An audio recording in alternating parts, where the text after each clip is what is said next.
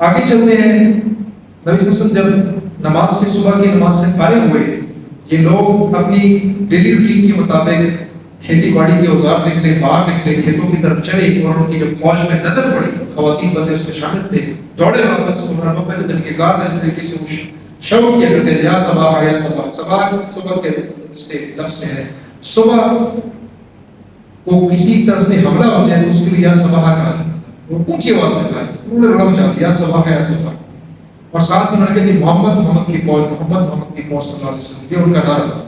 سب کو پتہ لگ گیا اور سب نے اپنے جو جاگے ہوئے تھے، جو ڈیفنس دے سکتے تھے، وہ سارے کے سارے تیار ہو گئے اور انہوں نے اپنے ڈیفنس کی کارروائی سٹارٹ کر دی۔ نبی کریم صلی اللہ علیہ وسلم نے اس جنگ میں فیصلہ فرمایا تھا، اعلان کر دیا تھا کہ آج جو ہے علم جو جنگ کا ہوگا کس کو دیا جائے گا۔ نبی صلی اللہ علیہ وسلم نے رات کو اعلان فرمایا کہ صبح میں اس علم کو اس شخص کو دوں گا جس کے یہ مراتب ہوں گے۔ بڑی تحسین نبی صلی اللہ علیہ وسلم اس کی فرمائی، اللہ تعالیٰ کے یہاں قریب ہوگا، اللہ تعالیٰ سے بہت محبت رکھنے والا ہوگا، اس سے محبت کرنے والوں کے سامنے لوگ اس چیز کے اشتیاق میں تھے کہ آج ہمیں مل جائے۔ اور بہت سارے وارث شامل تھے، حضرت عمر اس میں شامل تھے، حضرت زبیر تھے، حضرت طلحہ تھے، حضرت ابو دجانہ تھے جنہوں نے عہد کی لڑائی میں بڑے واقعے کیے تھے، وہ سارے کے سارے شامل تھے۔ ایوری بڑی واز ویٹنگ کہ مجھے جانا مل جائے، لیکن نبی صلی اللہ علیہ وسلم نے اگلے دن صبح پوچھا علی کہاں ہے؟ حضرت علی تشریف لائے، حضرت علی کی آنکھوں میں غالباً آنسو کی چشم تھا اور بڑے عرصے سے تھا، کیونکہ ان کے بچپن کے واقعات کے اندر سے اس چیز کا پتہ چلتا ہے کہ 7 سال کی عمر میں جب پہلی دفعہ نبی صلی اللہ علیہ وسلم جب قریش کے ساتھ بات چیت کے لیے کھڑے ہوئے تو ان کی بات کی تائید صرف حضرت علی نے کی تھی۔ اس حدیث کے اندر پتہ لگتا ہے کہ ان کی آنکھیں خود انہوں نے کہا، اگرچہ میری آنکھوں میں مسئلہ ہے، اگرچہ میری آنکھوں میں یہ بیماری ہے، لیکن میں اپنے چچا کے بیٹے محمد صلی اللہ علیہ وسلم کے ساتھ کھڑا رہوں گا۔ وہاں سے پتہ لگتا ہے کہ ہی ہیڈ سم پرابلم جو کافی عرصے سے ان کے ساتھ چل رہا تھا۔ اس دن بھی ان کے ساتھ یہ معاملہ تھا، نبی صلی اللہ علیہ وسلم نے اپنا دعا دہن مبارک ان کی آنکھوں میں لگایا جیسے بھی لگایا اور ان کے لیے دعا کی اور پرچم ان کو عنایت فرمایا، اور حضرت علی کی قیادت میں یہ جنگ سٹارٹ ہوئی۔ شروع میں مبارزہ سٹارٹ ہوا۔ مبارزہ کا میں تھوڑا سا آپ کو ڈیٹیل بتا دوں۔ This is for understanding of Quran and understanding of Quran. عربی زبان ہے، عربی اردو اور اسلوب ایک جیسے ہی۔ اگر ہمیں عربی کی انڈرسٹینڈنگ اچھی ہوگی تو ہمیں اردو اچھی سمجھ آتی ہے، اور ہم میں سے جس کو اردو کی انڈرسٹینڈنگ اچھی ہوتی ہے اس کو عربی اچھی سمجھ آتی ہے۔ ان کے گرامیٹیکل رولز تقریباً سیم ہیں۔ عربی زبان میں مبارزہ، اس کو جو صیغہ استعمال ہوتا ہے اس کو مفاعلہ کہتے ہیں۔ فعل مفعول ایک مفاعلہ کا صیغہ ہوتا ہے۔ مفاعلہ ایسا فعل ہوتا ہے کہ جو دو افراد کے درمیان ہوتا ہے۔ یا الذین آمنوا اصبروا وصابروا ورابطوا لعلکم تتقون، واتقوا اللہ لعلکم تتقون، سورہ آل عمران کی آخری آیت۔ اے ایمان والو صبر کرو اور دونوں گروہ صبر کریں۔ مبارزہ اسی صیغے سے ہے۔ مبارزہ ہوتا ہے جب دو افراد آگے 1 to 1 فائٹ کرتے ہیں، اسی کو اردو میں استعمال کیا جاتا ہے۔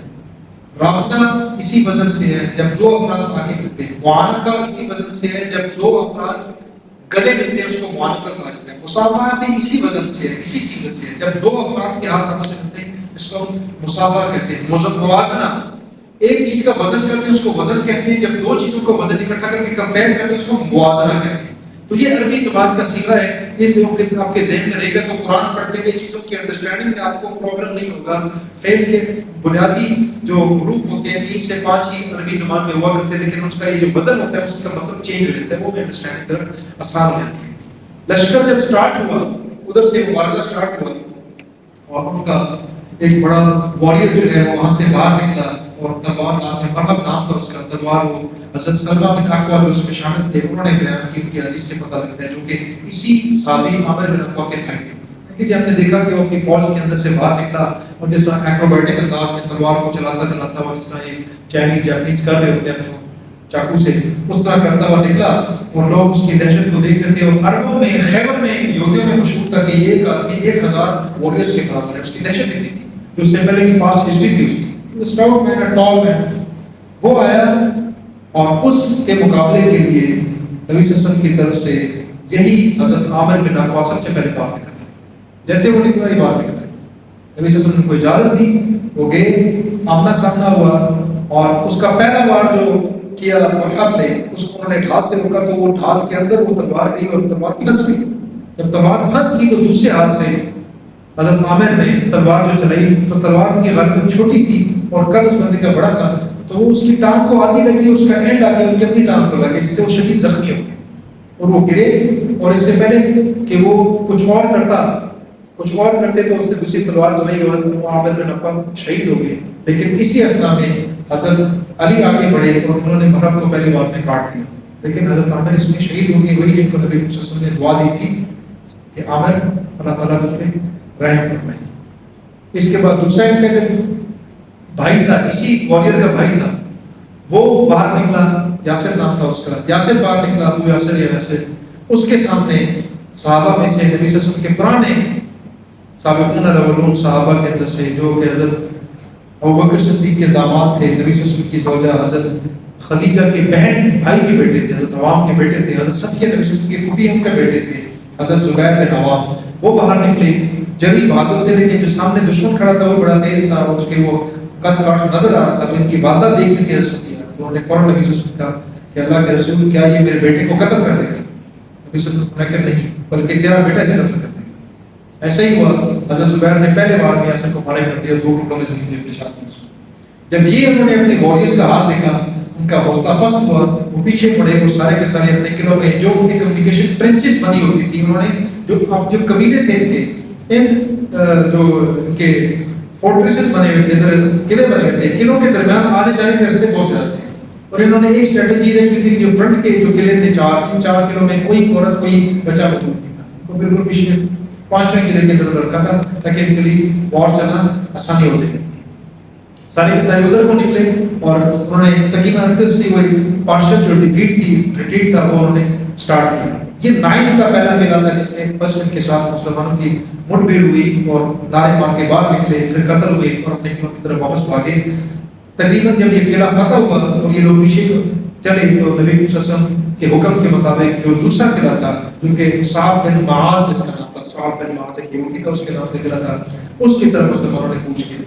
جب اس کی طرف یہ بڑھے, اس جنگ کے دوران مسلمانوں کی مالی حالت اتنی پتلی تھی کہ ان کے پاس کھانے کو اتنا بھی نہیں تھا. نبی صلی اللہ علیہ وسلم کو اس موقع پر پتہ لگا, یہ رات کا ٹائم ہو چکا تھا, ان کو پتہ لگا کہ یہ جو بنو سلیم کا قبیلہ اس میں شامل تھا, ان لوگوں نے جو پالتو گدھے تھے ان میں سے کچھ کو ذبح کر کے اس کے انہوں نے کھانا پکانے کے لیے ہنڈیاں چڑھائی.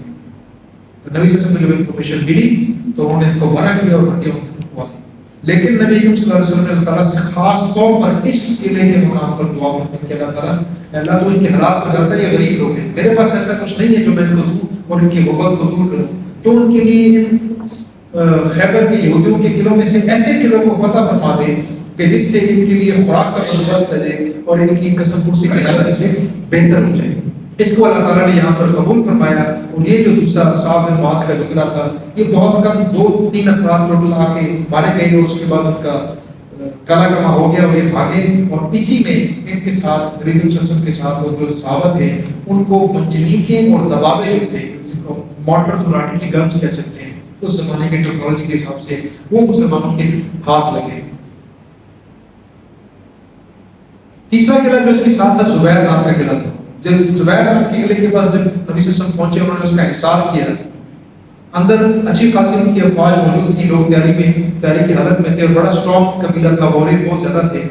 1 دن 2 دن 3 دن گزرے تو ایک بندہ ان میں سے آیا. نبی صلی اللہ علیہ وسلم کی نبوت تھی, اللہ تعالیٰ کا نصرت تھی ان کے ساتھ. اس پوری جنگ کے دوران بہت ساری جگہوں سے نبی صلی اللہ علیہ وسلم کو انہی یہودیوں میں سے لوگوں نے آگے مدد کی.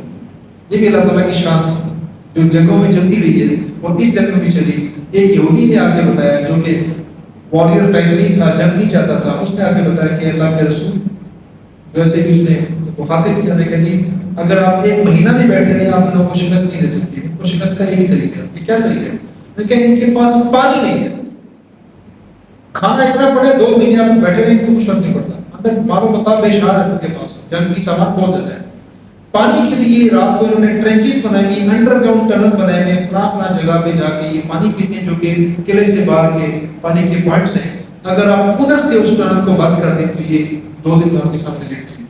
ایسے ہی ہوا, انہوں نے پانی کا پوائنٹ وہاں سے ادھر سے بند کیا اور اگلے دن انہوں نے ہاتھ جوڑے اور یہ بھاگے. لیکن اس دفعہ جب یہ لوگ بھاگے تو انہوں نے پیچھے اپنی جو خواتین اور بچے جو اس قلعے کے اندر موجود تھے ان کو بھی ساتھ لینا گوارا نہیں کیا. ان کو اتنا خوف ان کے اوپر سوار تھا کہ انہوں نے بالکل بریک نہیں. یہ پیچھے ہوئے. پچھلا جو 5واں قلعہ تھا جس میں ان کی میجورٹی इकट्ठी आ चुकी थी और जिसमें इनके जो बड़े वॉरियर्स थे वो भी सारे के सारे मौजूद थे। हमूस का किला था जो कि नेक्स्ट फेज का फर्स्ट जो किला बनता था, उस काम पर जब आए तो यहाँ पे नबी सल्लल्लाहु अलैहि वसल्लम को इन्फॉर्मेशन मिली कि ये किला इनका स्ट्रॉन्गेस्ट किला है, इनकी तैयारी के हिसाब से, इसकी लोकेशन के हिसाब से, इनकी स्ट्रेटेजी के हिसाब से और इनके वॉरियर्स और उनके जो हथियार हैं उनके हिसाब से। ये जो पांचवा किला था इसके ऊपर नबी सल्लल्लाहु अलैहि वसल्लम ने जो मंजनीकियां उनके पास ऑलरेडी उनके हाथ लगी थी वो मंजनीकियां नबी सल्लल्लाहु अलैहि वसल्लम ने फिट करवाई और उनसे गोले पत्थर बरसाने जब शुरू किए, दो चार पत्थर ही बरसे थे, उनको अपनी मौत नजर आनी शुरू हुई तो उन लोगों ने भागना शुरू किया पीछे की तरफ और जो पीछे सेकंड फेज वाले जो किले थे उनके पीछे आके उनमें जिस जिसको जहाँ जगह मिली उस तरफ लोग भागना स्टार्ट हो गए। जो ये फर्स्ट फेज जो हाफ था खैबर का हाफ, ये इस तरीके से अल्लाह ताला की नुसरत से 3, 4 या 5 दिनों के अंदर सारे के सारे क्लियर हो गया। ये पूरी जो बैटल है आपके ज़हन में रहे कि नबी सल्लल्लाहु अलैहि वसल्लम का ये जो खैबर का पूरा जो मार्का है ये 7 हफ्तों का है। 7 हफ्ते का मतलब 49-50 डेज, तकरीबन 50 से पौने 2 माह का, पौने 2 महीने की एक्सपीडिशन कंप्लीट, आने जाने का रास्ते के 8-10 दिन मिलाकर उसके अलावा। जब ये पिछले किलों की तरफ गए नबी सल्लल्लाहु अलैहि वसल्लम ने फोर्स को दोबारा सीधा किया, उनके अलम सीधे किए। 7 दिन इबादा जो के अंसार के बड़े सरदार थे उनको मेन अलम दिया और हबाब बिन मुंज़र को एक अलम दिया और एक मुहाजिर को अलम दिया, अली को अलम दिया और दोबारा से रिऑर्गेनाइज करके नबी सल्लल्लाहु अलैहि वसल्लम ने इनकी तरफ लोगों को रवाना किया। इनका जब सीज किया गया, कॉर्डन किया गया, इनको किलों के अंदर महसूस किया गया, 1, 2, 3 दिन जब मंजनीकों ने इनके ऊपर फायर स्टार्ट किया नबी सल्लल्लाहु अलैहि वसल्लम के ऑर्डर से और इनको नजर आया कि अब हमारा अशर जो पहले वाले 4 किले थे उनका होने वाला है, तो इनमें से एक ने ज़ीरक निगाही दिखाई जो कि सरदार के दोनों बेटे थे, वो आए और उन्होंने पैगाम भिजवाया कि हम आपके साथ सुलह करना चाहते हैं और साथ ही उन्होंने प्रपोजिशन दे दी कि हमें जाने दें, हमारे बीवी बच्चों को जाने दें, कोई चीज़ हम साथ नहीं लेके जाएंगे, माला मुताबिक कुछ नहीं चाहिए, जंगी सामान सारा छोड़ के जाएंगे, जस्ट लेट अस गो और हमारी जान बख्शी कर दो। किले से नहीं बाहर निकलने दें। नबी करीम सल्लल्लाहु अलैहि वसल्लम ने इनकी इस शर्त के ऊपर कि ये साथ कुछ नहीं लेके जाएंगे, इसके साथ सुलह की। ये बगाजी और बगाजी के अंदर ज़्यादा इब्न इस्हाक ने बाकियों ने वाक़िदी ने बयान किया कि नबी सल्लल्लाहु अलैहि वसल्लम ने में से किसी को कोई सामान नहीं लेने जाने दिया, लेकिन सुनन अबी दाऊद की हदीस से पता लगता है कि नबी सल्लल्लाहु अलैहि वसल्लम ने कोई इजाज़त दी कि ऊंट के ऊपर जितना सामान हर फैमिली हर बंदा लेके जा सकता है उसकी इजाज़त है, बाकी की इजाज़त नहीं। लेकिन साथ एक कैटेगरी नबी सल्लल्लाहु अलैहि वसल्लम ने इनको शर्त साथ लगा दी और वो ये थी कि अगर किसी ने सोना चांदी मालो मता करेंसी में से कोई चीज, कीमती मालो मता में से कोई चीज, कोई हथियार सामान तलवार खंजर नेज़ा वगैरह ले जाने की कोशिश की छुपा के किसी भी तरीके से, तो उसको मैं नहीं छोड़ूंगा। किसी ने छुपाने की कोशिश की तो उसके लिए अमान नहीं है। मैं अल्लाह ताला का रसूल और रब उसकी अमान से फारिग है, हमारा उसके साथ सुलह नहीं।